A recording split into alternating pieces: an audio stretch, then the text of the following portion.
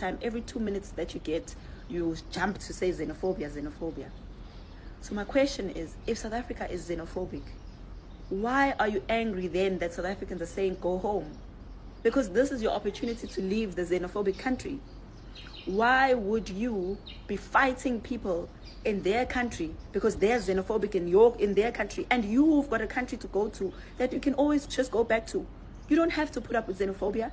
You don't have to put up with all the pain and suffering that you claim you're going through because South Africans are hitting you or killing you, whatever. Why are you guys lying and saying there's xenophobia, whereas you are refusing to leave the very same country that you claim has xenophobia? Second to that, you are the same people. 60% of you are here committing crimes. 60%. But you are the victims. We've got an entire show on South African TV called Sizokuthola, and every single Sunday, without fail, there are Nigerians that are found with drugs, selling drugs, and their answer is always that they are trying to hustle in South Africa. So our country must just keep quiet while you guys sell our children drugs and just hijack buildings, and you come here and you prostitute women, you steal children, you kidnap, you do tuck shop mafias, you sell rotten food. We must keep quiet while you do that, because if we don't keep quiet, you're going to jump to say you're going to stop trading with us. And you're not doing us a favor by trading with South Africa, by the way. You're trading with South Africa because you get something out of it. Trade works that way. You don't trade for free. You trade because you are getting something in return. But you are not trading people with us. So this thing of saying that you're going to stop trading with us is funny, because if you are trading with South Africans, trade with goods. Don't trade with us by sending us people from your country and forcing us to live with them. And then if we don't want any more of them, because there's millions and millions of them walking around committing crime, suddenly you turn around and make us the bad people. Also, another thing that I find so strange is that you are the same people that come here claiming to be refugees, to be poor, to be all these sad stories that you always give when you want to stay in South Africa. But when you are in South Africa and you realize that you claim and you want the whole world to listen to your sad stories about lies that you create, saying that there's xenophobia and you're dying and this and that, you claim that you fear for your lives. You left your country because you feared for your life. But you didn't fight for your country. But you are here in South Africa fighting South Africans for South Africa. How does that make sense? You failed to fight in your own country for your rights in your own country with your own government, for your own children's future and your entire lineage. But you are here in South Africa telling us that you're fighting South Africans because they no longer want you in South Africa. I find this so strange. I find this so strange. That where do you get this energy that you guys have to make videos about how South Africans are fighting you, what, when you don't make those videos about your government that hits you, that abuses you, that kills you, that the police just hit you randomly. Like right now, you guys are making a video trend and you are saying the worst things about South Africa. South Africans are evil, they're this, they're that, because they spoke to you and told you to go back to your country. South Africans, all they did was speak to you and tell you that you have to go back to your country. Speak. But your government, your police beat you up, they hit you, they torture you, they do the most cruel things that are against human rights. But you don't know your human rights when you're in your country, do you? So your human rights only exist when you're in South Africa. You only know South Africans to be the ones that must abide by human rights. You can do whatever you want in your country. Even here in South Africa, you do the most horrible things. You don't remind people about their human rights. You don't know their human rights. You only remember them when it comes to South Africans. Guys, I have to tell you this. Whether you like it or whether you hate it, whether it makes you angry, South Africans are not going to move from the call of removing illegal immigrants and foreigners who are in this country with no approval to be here, just trying to get our documents, fraudulently getting them, corrupting the system, paying money to get here, then opening tuck shops and running businesses without paying tax and doing all of these funny things, working for R1 an hour, while South Africans know that there's a minimum wage in this country. We are not going to allow you to break our laws anymore while you hide behind the banner of xenophobia or xenophobia. South Africans are xenophobic.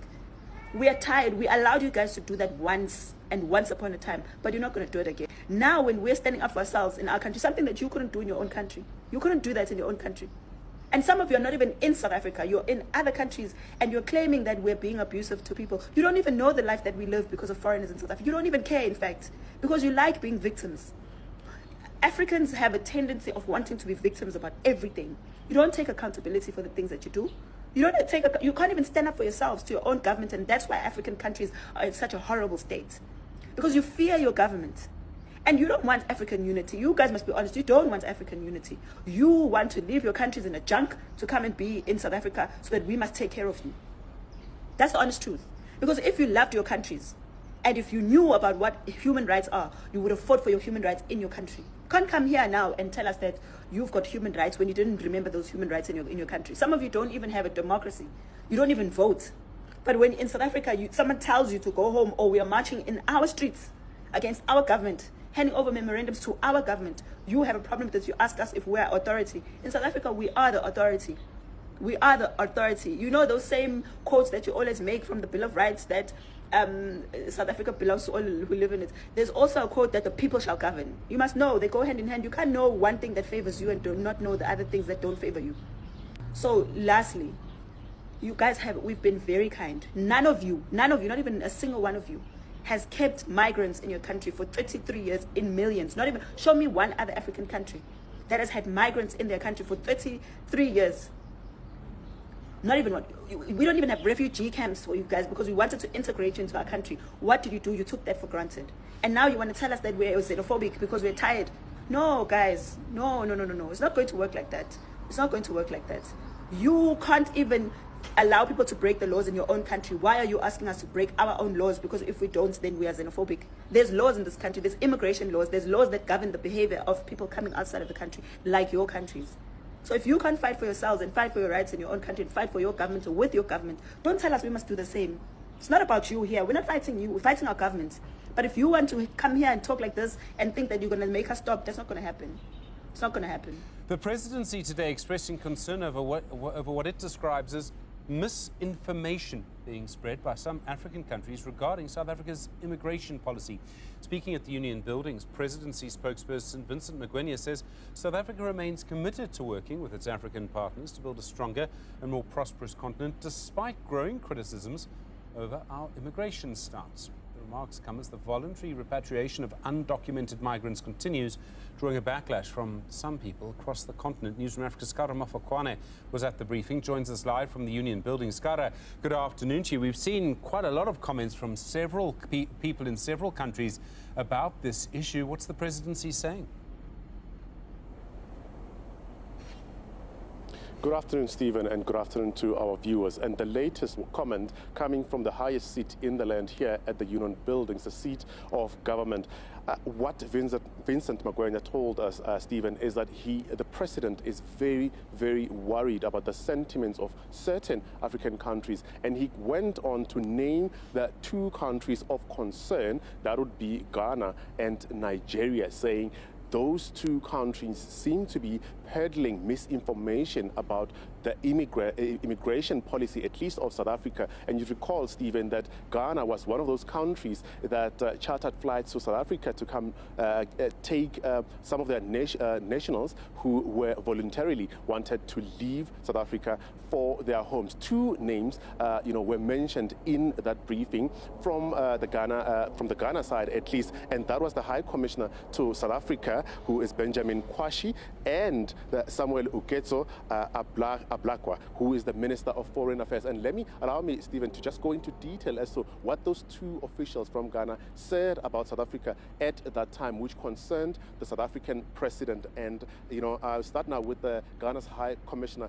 He mentioned that South Africa risked diplomatic isolation from other African nations, noting that due to safety concern for non-locals, there's currently nothing to celebrate regarding relations. That was some of the sentiment which prompted, the briefing today for the president to now come out and say there is a concern from that country. But however, there seems to be now at least communication between Accra and Pretoria now to try stabilize relations in terms of the African continent, and South Africa going in as far as reaffirming its stance, reaffirming its commitment to the African continent, that South Africa is open and welcoming those who want to come to South Africa for various reasons, as long as they are documented. Take a listen to what Vincent Magwenya told us about the stance of Ghana regarding South Africa's policy on immigration.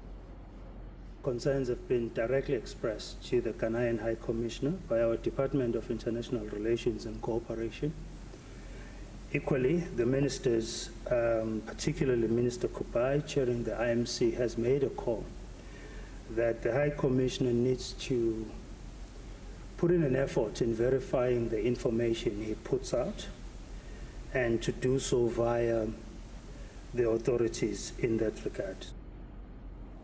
Stephen, it is a serious issue as well. To that effect, you may know that there was a state visit by South African President Cyril Ramaphosa to Accra, which has now been postponed. We heard from Magwenya mentioning that due to the instability, at least, of the two countries in terms of communication or their messaging around South Africa's stance on immigration, that there has been a postponement to that visit. But then there are talks behind the scenes to see as to when that will resume. There were several issues besides the continental issues, besides South Africa's immigration issues. You'd know as well that this comes after the 30th unofficial 30th deadline by some groups in South Africa, talking about those who are undocumented in South Africa who should go to their respective countries. We know that there are current voluntary repatriations taking place for instance in Mosina. There are people right now towards the Beitbridge border post who are currently being processed on a daily basis. But those are some of the continental issues which Magwenya spoke about. There were other local issues which he touched on. And the other important issue which is playing or rather unraveling in the Madlanga Commission was the issue of, or rather governance of IDEC. And Magwenya went in detail, speaking that the president is concerned about developments around Andrea Johnson, who is the head of IDEC right now, who was supposed to appear at the Madlanga Commission, although not going into the merits of why Johnson couldn't appear at the commission. He did, however, say the president is monitoring the situation around the Madlanga Commission, around the IDEC, and what's currently unfolding between the SAPS and IDEC. Take a listen to what Magwenya had to say regarding that matter. The developments that are transpiring at IDEC are a concern to the president, and the president is keeping an eye on those developments. At this stage, we've seen a lot of speculation around the head of IDEC potentially resigning and so on. Our view in that regard is that we're monitoring developments, and should the president reach a point where he activates some form of due process in response to the issues that are transpiring at IDEC, we will communicate that at an appropriate time. And that concluded, on that note, it concluded what is to be the president's diary. And he mentioned that on Saturday, on Mandela Day, at least International Mandela Day, the president will be going to places like the Eastern Cape and Hammanskraal. And I'd like to touch on that subject. The reason the president is going to Hammanskraal, they are focusing on formerly marginalized areas which did not have water. And you'd recall, Stephen, that Hammanskraal area for decades, if not 2 decades, and we have done a couple of stories speaking about the issue of the shortage of water or water which has been contaminated in the Hammanskraal area. So the president, by what we heard from Magwenya, will be heading to Hammanskraal on Saturday to introduce or to launch a reform project. Well, one would speak of it that way, a reform project that is going to tackle the issue of water shortages and water contamination in the Hammanskraal area. Stephen. Skara Mafakwane, thanks very much indeed for that update. Do appreciate it. From the Union Buildings, more from here and the team through the hour.